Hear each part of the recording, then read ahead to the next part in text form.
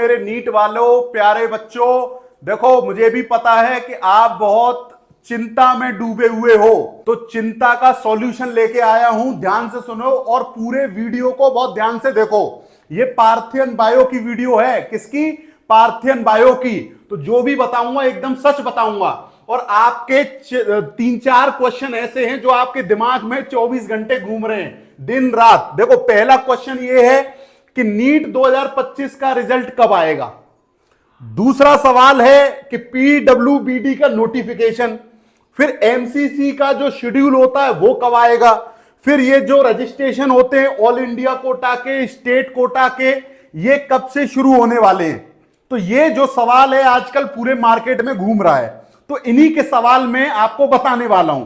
तो देखो साहब, सबसे पहले तो मैं आपको बता दूं, सबसे पहले ऑल इंडिया कोटा का राउंड 1 किया जाता है, उसके बाद नंबर आता है स्टेट कोटा का राउंड 1, फिर नंबर आता है ऑल इंडिया कोटा का राउंड 2।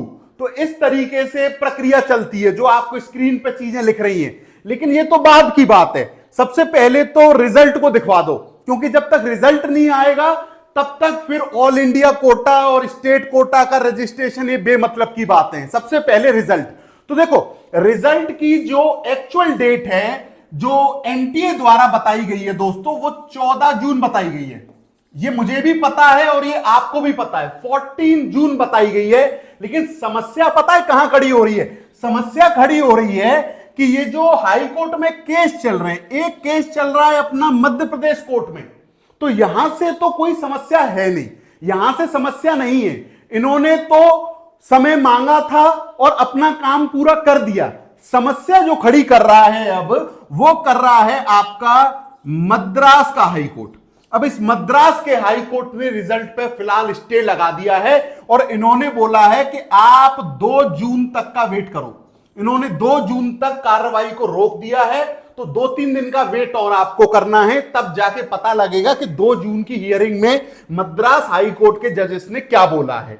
चलिए, यहां तक बात पूरी होती है। लेकिन अब मैं एक संभावना व्यक्त कर रहा हूं कि अगर मान के चलो कि 14 जून को ही रिजल्ट आ जाता है, मान के चलिए इन्होंने हरी झंडी दे दी, मद्रास हाई कोर्ट ने भी हरी झंडी दे दी कि आप रिजल्ट को डिक्लेयर करो, और मान के चलो, मैं मान रहा हूं, प्रोबेबिलिटी है कि अगर 14 जून को ही रिजल्ट आ जाता है आपकी साइट पे, तो पीडब्ल्यूबीडी का जो नोटिफिकेशन होता है वो लगभग 2 वीक के अंदर आ जाएगा, 2 हफ्ते के अंदर, मतलब 15 दिन के अंदर आ जाएगा। मतलब करीब जून के एंड तक पीडब्ल्यूबीडी का नोटिफिकेशन आ जाएगा। और फिर जो एमसीसी का शेड्यूल होगा, जो उसका ब्रोशर होगा, उसके 2 वीक बाद ये आ जाएगा, मतलब 15 दिन बाद। मतलब आप समझ लो 14 जून, और ये आप समझ लो 29-30 जून, और उसके बाद एमसीसी शेड्यूल आप समझ लो कि जुलाई में आ जाएगा, 15 जुलाई तक। फिर बात होती है एआईक्यू रजिस्ट्रेशन, मतलब ऑल इंडिया कोटा के रजिस्ट्रेशन कब से शुरू हो जाएंगे?